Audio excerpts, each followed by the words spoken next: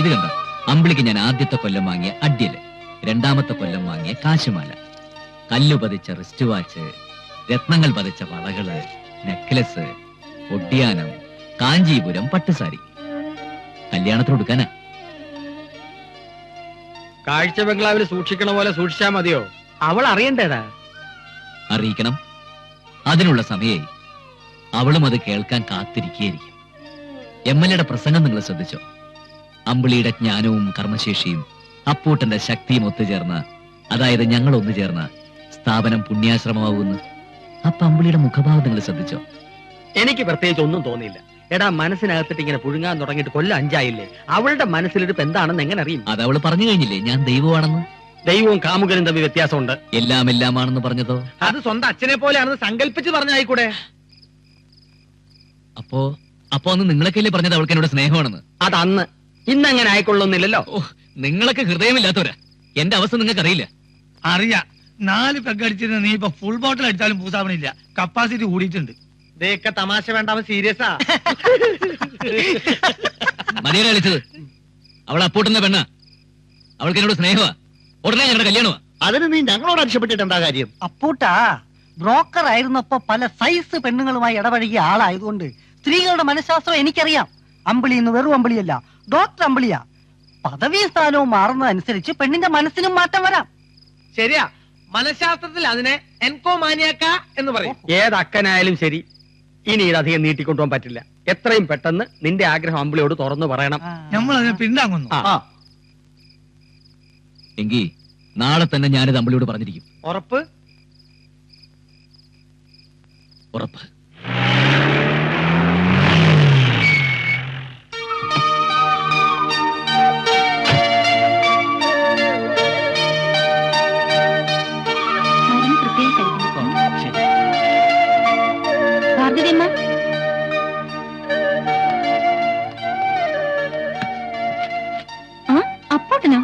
അപ്പൂട്ടന്റെ രോഗം മാറിയില്ലേ? എന്റെ രോഗം മാറണമെങ്കിൽ അമ്പിളി വിചാരിക്കണം. അപ്പൂട്ടാ, ഒരുപാട് പേര് കാത്തു നിൽക്കുന്നു. നിക്കട്ടെ, എന്റെ ആശുപത്രിയല്ലേ, കാത്തു നിൽക്കട്ടെ. അമ്പിളിക്ക് എന്നെ കഴിഞ്ഞല്ലേ ഉള്ളൂ എല്ലാവരും. അപ്പൂട്ടന് എന്താ വേണ്ടത്? എനിക്കൊരു കാര്യം പറയാനുണ്ട്.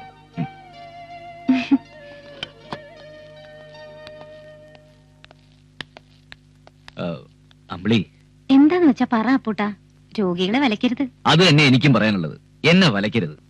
ഇനിയും കാത്തിരിക്കാൻ എനിക്ക് വയ്യ. എത്രയും പെട്ടെന്ന് നടത്തണം. എന്ത് നടത്തണം? നമ്മുടെ കല്യാണം. അമ്പിളിക്ക് ഇഷ്ടമാണെന്നറിയാം, എന്നാലും അതല്ലല്ലോ അതിന്റെ മര്യാദ. അമ്പിളി ഒന്ന് മൂളിയാ മതി. മുഹൂർത്തം കുറച്ച് പന്തല് കേട്ടാം. ചെലവൊക്കെ ഞാൻ വഹിച്ചോളാം.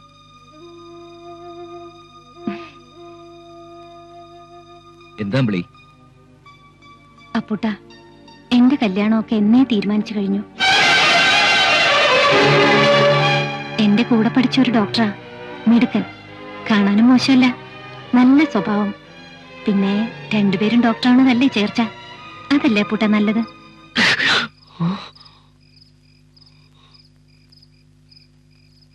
ശ്വാസം വലിച്ചുവിടും. എഴുന്നേക്ക്. എണീക്കാൻ. എണീക്കണ പുല്ലേ. അപ്പൂട്ട എന്താ ഇത്? എന്താടാ നിനക്ക് അസുഖം? നെഞ്ചുവേദന. ആഹാ, വേറെ എവിടെ നിനക്ക് വേദനയില്ലേ? ഈ വക കേസൊക്കെ അങ്ങ് സർക്കാർ ആശുപത്രി കാണിച്ചാൽ മതി. ഓടാ, പോ. ഓടാ. അപ്പൂട്ടൻ എന്താ ഈ കാണിച്ചേ? പിന്നെ ഈ ചെറുപ്പക്കാരെ തൊട്ടും പിടിച്ചുള്ള ചികിത്സയൊന്നും പാടില്ല അമ്പിളി. കാലസ്ഥിതി വളരെ മോശ. അങ്ങനെ നോക്കി ജീവിക്കാൻ പറ്റുമോ? ഞാനൊരു ഡോക്ടറാ. ഡോക്ടർ ആയാലും എഞ്ചിനീയർ ആയാലും പെണ്ണാണോ സൂക്ഷിക്കണം. അവന്റെ മുഖം കണ്ടാൽ അറിയില്ല അവനൊരു അസുഖമില്ലെന്ന്. പിന്നെന്താ, ചെറുപ്പക്കാരിയായ ഡോക്ടറല്ലേ, ഒന്ന് തൊടുക, പിടിക്കുക, ഒരു രസം അത്ര തന്നെ. കൊല്ലും ഞാൻ. ഇക്കണക്കിന് അപ്പൂട്ടനൊരു വിവാഹം കഴിച്ചാ ഭാര്യയെ പർദ്ദയിട്ട് നടത്തിക്കുമല്ലോ.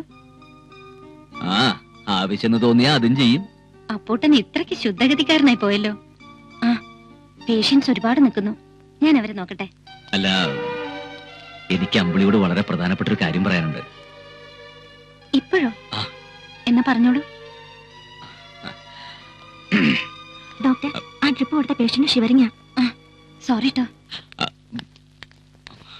ഓ, ഒരു മുടിഞ്ഞ ഷുഗറി.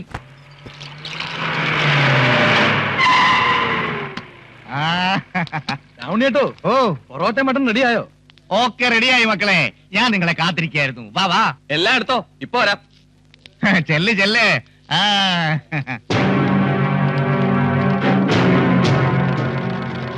ഇന്ന് അഹമ്മദ് കുട്ടിയുടെ മോളെ പച്ചക്കിളി വന്നില്ലേ സരോണി ചേച്ചി?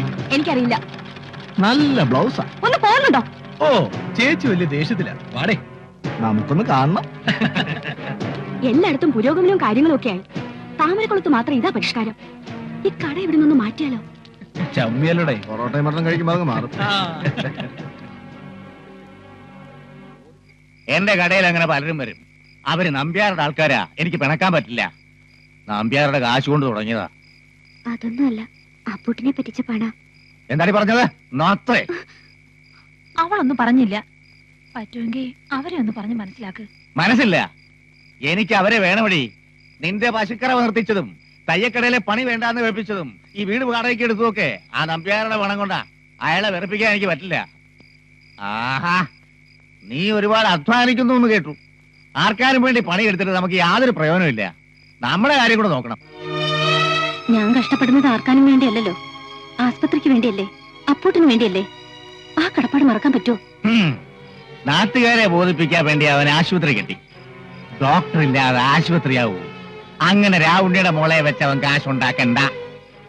കടന്നു വന്ന വഴി എനിക്ക് മറക്കാൻ കഴിയില്ല. അതാ എനിക്കും പറയാനുള്ളത്. നമ്മൾ എത്ര കഷ്ടപ്പെട്ടവരാ. പട്ടച്ചാരായത്തിൽ നിന്ന് ഞാൻ ഇന്ന് സ്കോച്ച് വരെ എത്തി. വീണ്ടും ചാരായത്തിൽ എത്തിക്കരുത്. ഒരുത്തിയും കൂടെ ഉണ്ട്, ആ ഓർമ്മയുണ്ടാവണം. നന്ദികേടാ അമ്മ ഇതൊക്കെ കേട്ടോണ്ട് നിൽക്കല്ലേ. എന്താ അമ്മ ഇത്? അപ്പൂട്ടിനെ കുറിച്ച് ഇങ്ങനെയൊക്കെ പറയണത് നെറികേടല്ലേ? എന്താ അച്ഛന്റെ ഉദ്ദേശം? അമ്മ എന്താ ഒന്നും മിണ്ടാത്തത്? അപ്പൂട്ടിനെ മറന്ന ദൈവം പൊറുക്കൂല, അതമ്മയ്ക്കറിയാം. പക്ഷെ നിങ്ങളുടെ അച്ഛൻ, അയാളെ എനിക്ക് പേടിയാ. എതിർക്കാനുള്ള ശക്തി അമ്മയ്ക്കില്ല മക്കളെ. ഒരു പുഷ്പം മാത്രമൻ പൂങ്കുലയിൽ നിർത്താൻ ഞാൻ, ഒടുവിൽ നെയ്യെത്തുമ്പോൾ മുടിയിൽ ചൂടാൻ.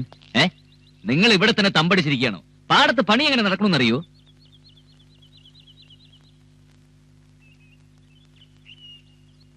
ഇവിടെ എങ്ങനെ നിന്നാ മതിയോ?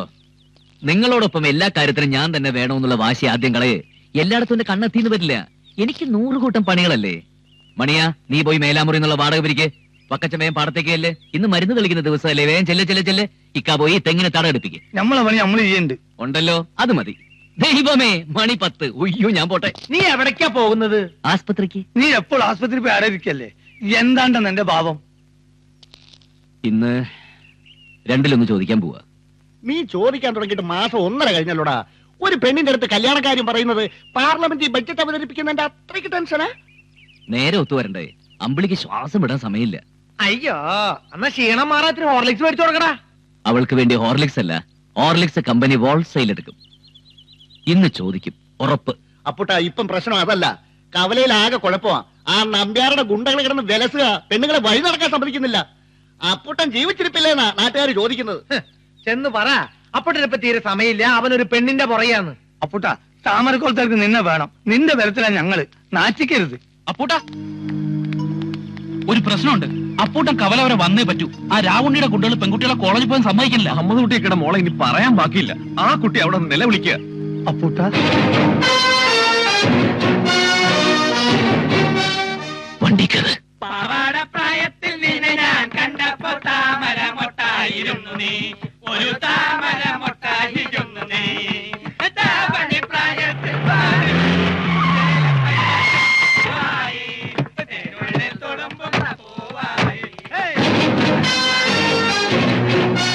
കണ്ടില്ലേ, രാവുണ്ണിയുടെ പിൻബലത്തിൽ അവന്മാര് വിളയുന്നത്. ഇതുവരെ പൂരപ്പാട്ട് കമന്റടി മാത്രമേ ഉണ്ടായിരുന്നുള്ളൂ, ഇപ്പൊ കയ്യേറ്റം തുടങ്ങി. രാവുണ്ണിയേട്ടാ, കൂട്ടുകാരെയൊക്കെ ഒന്ന് പറഞ്ഞു വിട്ടൂടെ? അവര് കോഴിക്കാടന്റെ ആളുകളാ, ഞാൻ പറഞ്ഞ അനുസരിക്കൂല. അപ്പൂട്ടനൊന്ന് ശ്രമിച്ചു നോക്ക്. ശ്രമിക്കാം. മണിയാ, സോഡ.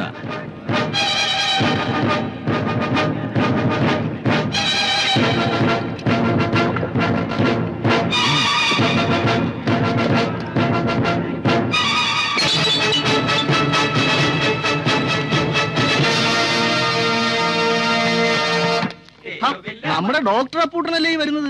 ചോദിച്ചാ എന്തും കൊടുക്കുന്ന ആളാ. ഡോക്ടറെ, ഞങ്ങൾക്ക് ഇരുന്ന് റമ്മി കളിക്കാനും തുള്ളി വാട്ടീസ് അടിക്കാനും ഇത്തിരി സ്ഥലം തരുമോ? താമരക്കുളത്ത് തന്നെ വേണോടാ മക്കളെ നിന്റെയൊക്കെ അഭ്യാസം. താമരക്കുളം നിന്റെ തന്തയുടെ വയ്യാണോ?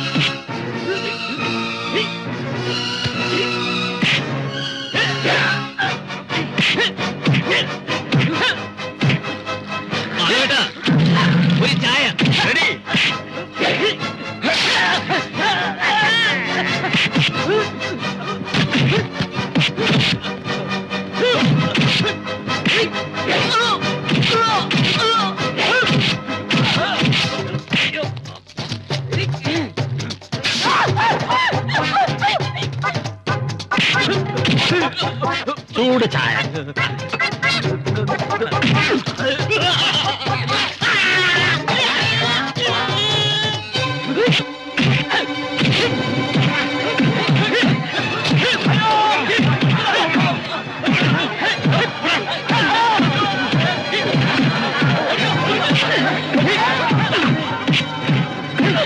അയ്യോ മണിയാ.